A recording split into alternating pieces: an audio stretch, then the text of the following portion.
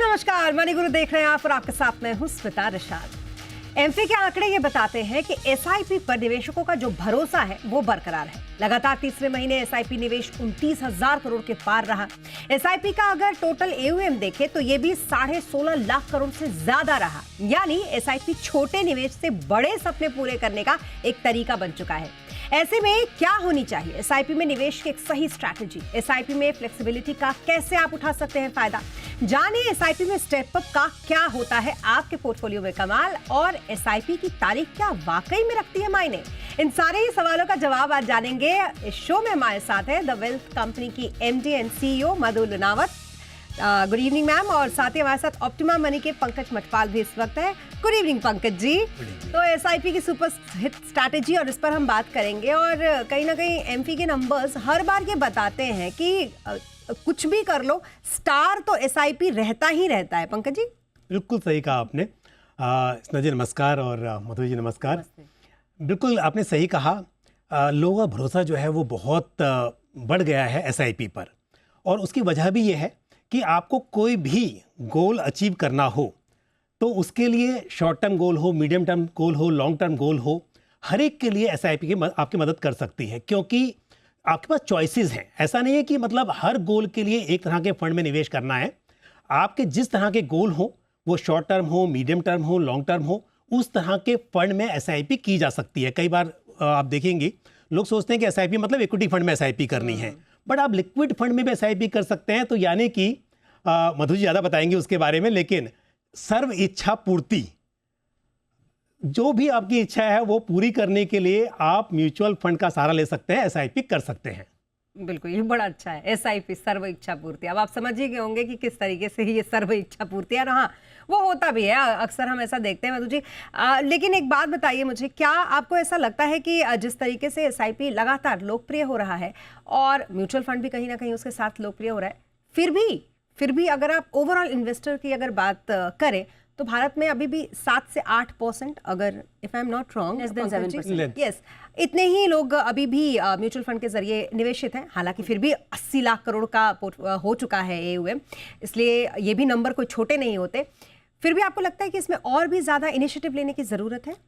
बिल्कुल, बहुत इनिशिएटिव्स लेने की ज़रूरत है। इसको घर घर पहुंचाने के लिए, हर पिन कोड में पहुंचाने के लिए हमें लोकल लैंग्वेज और लोकल डिस्ट्रीब्यूटर्स का सहारा लेने की बहुत ज़्यादा ज़रूरत है। और इसी के कारण आप देखिए, अभी जो हम बात करते हैं कि पेनिट्रेशन लेस देन 6% है, और एक्टिव जो हम यूनिक पोर्टफोलियो की बात करते हैं वो अराउंड 25 करोड़ है। बट अपनी जनता देखिए, we have more than 140 crore individuals in our country. So अभी तो बहुत बड़ा ब्लू ओशन है, मेरा मानना है बहुत बड़ा मौका है ये हम सबको। और फॉर्चुनेटली हम इस समय की बात कर रहे हैं जहाँ पे India story is shining so well. तो इस टाइम पे अगर हम वेल्थ क्रिएट कर पाएंगे, अगर डिसिप्लिन, थोड़ा सा पेशेंस और थोड़ा सा कंटिन्यू कर पाएँ अगर एसआईपी, तो कहाँ से कहाँ पहुँच सकते हैं हम सब। बिल्कुल। और मुझे लगता है एसआईपी में इतनी सारी खूबियां हैं कि कौन कौन सी गिनाएं, कौन सी छोड़ दें, ये समझ ही नहीं आती। लेकिन फिर भी अगर सिलसिलेवार ढंग से खूबियां गिनाना शुरू करें तो पंकज जी, सबसे पहले मैं चाहूंगी कि थोड़ा सा बताइए कि इसमें सबसे ज़्यादा जो फ़ायदा होता है वो क्या फ्लेक्सिबिलिटी का होता है? जब चाहे जितना चाहे उतना रकम सेट किया, जब चाहे जितना रकम उतना कम कर लिया, इस तरीके से? देखो, बिल्कुल सही कहा आपने कि बहुत सारे फ़ायदे हैं। आपने बात की फ्लेक्सिबिलिटी की, तो डेफिनेटली देखिए, पहले क्या होता था, आप इन्वेस्टमेंट करते थे तो आपको डर लगता था बीच में बंद कर दिया तो क्या होगा, है ना? क्योंकि अगर आप 15-20 साल की बात कर रहे हो, लॉन्ग टर्म गोल की बात कर रहे हो, आपको नहीं पता भविष्य में किस तरह के चेंजेस हो सकते हैं। यहाँ पर आपने स्टार्ट की 5,000 की एसआईपी और आपने सोचा कि नहीं, उतना नहीं है, मुझे कम करना है, वो भी पॉसिबल है। आपको लगता है 2-3 महीने के लिए स्टॉप कर देते हैं, उसके बाद फिर से स्टार्ट करेंगे तो पॉज भी कर सकते हैं। आपने सोचा तो था कि मुझे 15 साल की एसआईपी करनी है, बट बीच में किसी वजह से आप बंद करना चाहते हैं, वो भी कर सकते हैं। तो फ्लेक्सिबिलिटी, घटाना, बढ़ाना, पॉज करना, कैंसिल करना, सब कुछ पॉसिबल है यहाँ पर।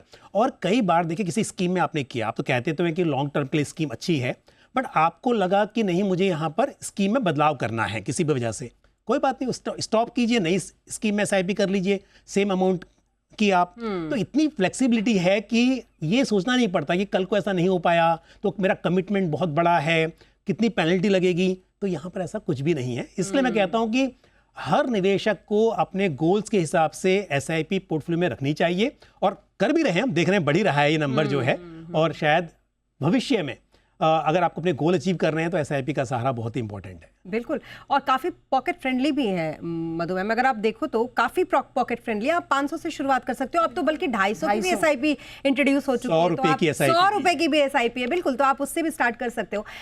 लेकिन एक जो वंडर होता है इसमें, कंपाउंडिंग का वंडर, मुझे लगता है वहां तक लोग पहुंच नहीं पाते, उससे पहले लोगों का पेशेंस खत्म हो जाता है। एम आई राइट? देखिए, डेटा ये बताता है कि 90% SIPs लेस देन 5 इयर्स में ब्रेक कर दी जाती है, और इसमें मेजॉरिटी होता है उन लोगों के साथ जो डायरेक्ट प्लेटफॉर्म्स के साथ जुड़े हुए हैं। और इसके 3 मेजर रीजंस होते हैं। एक हो गया कि आपका जो इमोशनल बायस है, राइट, हर्ड, हम हमेशा देखते हैं कि हर्ड मेंटालिटी, यार इसने बंद कर दी मैं भी बंद कर लेता हूँ, या फॉर एग्जांपल मार्केट वोलेटिलिटी हम बहुत बार डाइजेस्ट नहीं कर पाते।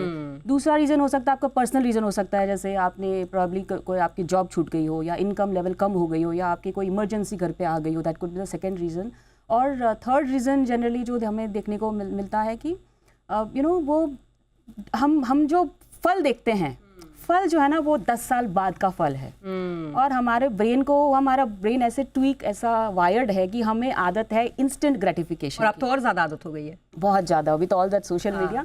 सो इतनी हमें वो इंस्टेंट ग्रेटिफिकेशन की आदत है। 10 साल ना किसने देखा है मधु, यार 10 साल मैं देखूंगा, करूंगा अपने आप। सो वो ज़रूरत है टू अंडरस्टैंड कि अगर डिसिप्लिन से आप 10 साल नहीं रुकोगे तो कंपाउंडिंग का कोई फ़ायदा नहीं मिलना है। बिल्कुल।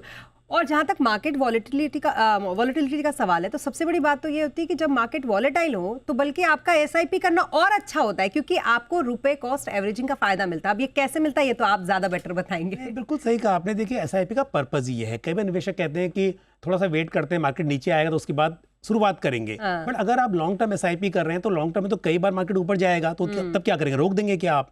तो एसआईपी से, क्योंकि जब मार्केट नीचे आता है यूनिट ज्यादा मिल जाती है, मार्केट ऊपर जाता है यूनिट थोड़ी कम मिलती है, लेकिन लॉन्ग टर्म में जो कॉस्ट होती है वो एवरेज आउट हो जाती है। तो इसके लिए एसआईपी का तो मकसद ही ये है कि उतार चढ़ाव के माहौल में आपका जो जोखिम है वो कम हो सके। और इसके लिए कभी भी शुरुआत कीजिए और कोई भी दिन पर शुरुआत कीजिए, बट ये है कि डिसिप्लिन आपको मेंटेन करना है। बिल्कुल है ना। मेरा मानना है वोलेटिलिटी, हम सब ने भूकंप एक्सपीरियंस किया हुआ है। वोलेटिलिटी एक वो भूकंप है जो आता जाता रहता है, बट अगर आपकी इमोशनल एंकर स्ट्रांग है, अगर आप एक ट्रस्टेड म्यूचुअल फंड डिस्ट्रीब्यूटर के साथ काम कर रहे हैं, तो वो वोलेटिलिटी से आपको ना नया पार निकाल देता है और आप कंपाउंडिंग, वेल्थ क्रिएशन सारा अचीव कर पाते हैं। इसका बेस्ट एग्जांपल है दिल्ली के लोग, जो भूकंप आने पे भागते ही नहीं है घर से क्योंकि उनको मालूम है ये झटके रोज आते हैं। और उसी तरीके से आपको एसआईपी में बने रहना है। ये झेल लेंगे, ठीक है, थोड़ा सा झटका था, आगे फिर धरती शांत हो जाएगी। ओके, एक और बहुत अच्छी इसमें चीज़ और पॉकेट फ्रेंडली इसको एक और चीज़ जो बनाती है वो है इसमें स्टेप अप करते रहना, वो भी अपने मन मुताबिक। जैसी आपकी इनकम वैसा आपने इसमें स्टेप अप किया। इस स्टेप अप एसआईपी से अब तक कितना कॉर्पस आपने बनते हुए देखा है, आपके अगर इन्वेस्टमेंट की जर्नी में पूछूं तो? देखिए, स्टेप अप एसआईपी के फ़ायदे बहुत ज़्यादा है, क्योंकि आप एक हो गया, आप नॉर्मल एसआईपी करते रहते हो, बट हम सबकी इनकम बढ़ रही है, और हम सबको जो फाइनल रिजल्ट है, फाइनल जो हमको कॉर्पस चाहिए, उसको हम चाहते हैं कि हम जल्दी करें, राइट। जैसे हम मिलेनियल्स की बात करें, हम जेनजी की बात करें, और उसके बाद वाली जनरेशन की भी बात करें, हम नहीं चाहते कि हम 60 ईयर्स में वो चीज़ का बेनिफिट ले। तो उसके लिए स्टेप अप एक बहुत बढ़िया मौका है, जहाँ पे आप जब आपकी इंक्रीमेंट हुई, जब आपको बोनसेस मिले, आप उसको स्टेप अप कीजिए और उसको फायदा। बाकी कैलकुलेशन पंकज जी ज़्यादा बताएंगे। हाँ, मैं उन्हीं से पूछने भी वाली थी। पंकज जी, ये जो हम इस वक्त अभी स्क्रीन पे दिखा भी रहे हैं, ये कैलकुलेशन जरा समझाइए, क्या कहता है ये कैलकुलेशन? बिल्कुल, देखिए, हम अगर बात करें कि स्टेप अप का क्या फायदा है, हमें मालूम है कि एसआईपी अगर लॉन्ग टर्म करते रहेंगे तो आपको उसका फायदा मिलेगा। और जो आपने एग्जांपल दिया भूकंप का और दिल्ली का, तो ऐसे ही इनहेरेंट नेचर है इक्विटी का कि मार्केट में उतार चढ़ाव आएंगे, लेकिन लॉन्ग टर्म की बात की जाए तो वेल्थ क्रिएट की संभावना जो है यहीं पर ज्यादा है।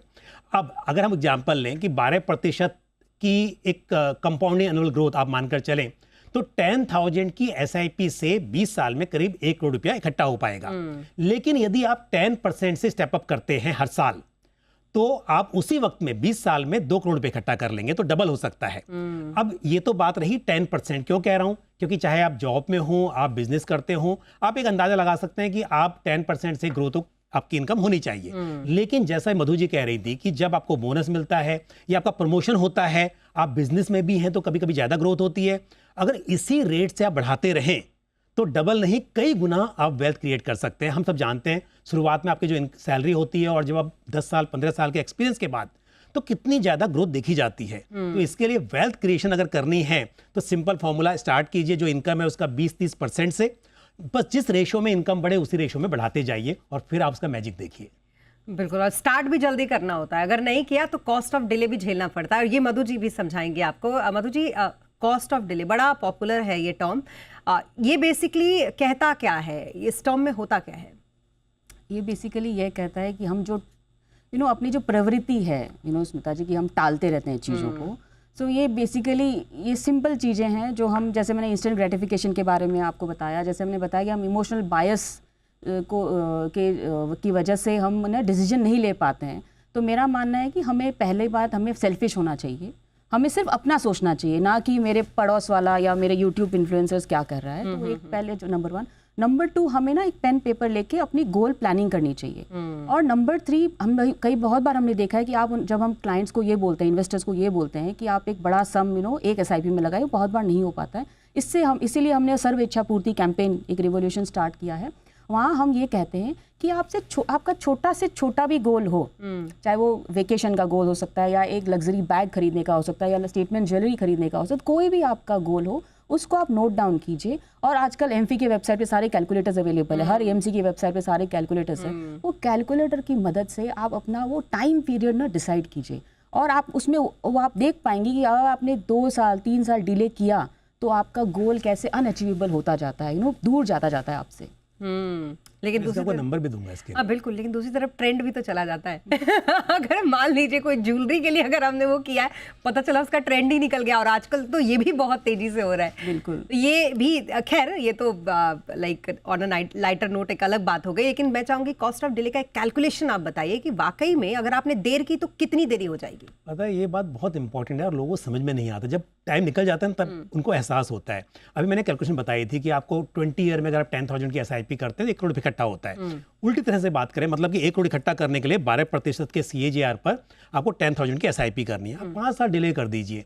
सेम कैलकुलेशन में आपको फिर 20,000 की SIP करनी पड़ेगी अगर 15 साल में करना है। और अगर 10 साल ही बचा टाइम, मतलब अपने 5 साल और डिले कर दिया, तो आपको 40,000 पर मंथ की SIP करनी पड़ेगी। मतलब हर 5 साल में आपको डबल इन्वेस्ट करना पड़ेगा, और फिर वो मुश्किल हो जाता है। तो इसलिए चाहे छोटा कीजिए, बट जितना जल्दी हो सके उतना शुरू कीजिए।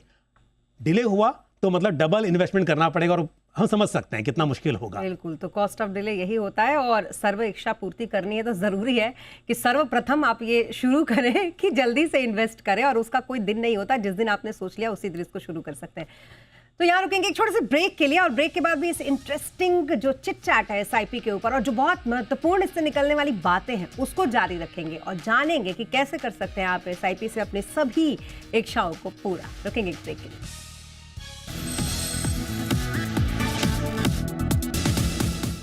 ब्रेक के बाद एक बार फिर आपका स्वागत है। बात कर रहे हैं हम यहाँ पर SIP की सुपर हिट स्ट्रैटेजी के बारे में। इस पर बात करने के लिए हमारे साथ स्टूडियो में मौजूद है द वेल्थ कंपनी की MD एंड CEO मधु लुनावत, और साथ ही ऑप्टिमा मनी के MD पंकज मटपाल। अब पंकज जी, एक जो सबसे बड़ी सबकी प्रॉब्लम है इस पूरे देश में, जितने भी लोग SIP कर रहे हैं, उनकी ये दिक्कत रहती है कि कौन सी डेट चुने। डेट से बड़ा कंफ्यूज हो जाता है, क्योंकि उनको ये लगता है कि कहीं डेट पे ही तो रिटर्न डिपेंड नहीं करता। ये मिथ है। कई बार लोग बोलते हैं ना कि मंथ के एंड में जब F&O की एक्सपायरी होगी उस वक्त पर शायद मार्केट अलग तरह से बिहेव करेगा, उस वक्त करेंगे। मैं कहता हूँ जिस दिन आपकी सैलरी क्रेडिट होती है उस दिन आप इन्वेस्टमेंट कीजिए। बहुत सारी रिसर्च हुई है इसके ऊपर, बहुत सारी स्टडीज़ हैं जो ये कहती है कि 25 साल का अगर डेटा देखा गया, 25 साल में कोई भी 10 साल उठा के देख लीजिए आप, और उसमें आपने वीकली की कोई भी दिन वीक का किया है, मंथ का कोई भी डेट किया, लेकिन अगर लॉन्ग टर्म में मतलब इंडेक्स में SIP की गई, कोई भी खास तौर पर मतलब 0.5% के आसपास का अंतर देख सकते हैं किसी पीरियड में, किसी डेट पर। अदरवाइज मोर और लेस हमेशा सेम रहा। तो इसके लिए ये बात भूल जाइए कि कौन सी तारीख चुननी है, बट सिर्फ एक ही चीज़ है कि जिस दिन आपके अकाउंट में पैसा आता है उस दिन कर दीजिए, बाद में शिकायत नहीं हो कि पैसा बचा नहीं है। तो डेट बिल्कुल भी मायने नहीं रखती, मायने रखता है कि आप कितने लंबे समय तक डिसिप्लिन मेंटेन कर सकते हैं।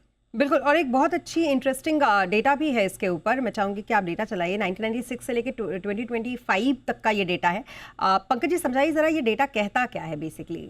बिल्कुल, जैसे मैंने कहा ना कि आपने अगर जैसे मान लीजिए इंडेक्स फंड का एग्जांपल ले लिया, सेंसेक्स फंड में आपने इन्वेस्ट किया, तो कोई भी रेट 1996 के लेके 2025 तक की स्टडी हुई, और इसमें कोई भी 10 ईयर पकड़े आपने, उन 10 ईयर में कोई भी डेट अपने ली, अगर मान लीजिए एक निवेशक ने 5 तारीख की डेट पकड़ के SIP की और दूसरे ने 25 तारीख को SIP की, तो अगर आप सोचते हैं कि डेट अलग होने से मेरा रिटर्न जो है, जो कॉर्पस बना वो अलग होगा, ऐसा नहीं था।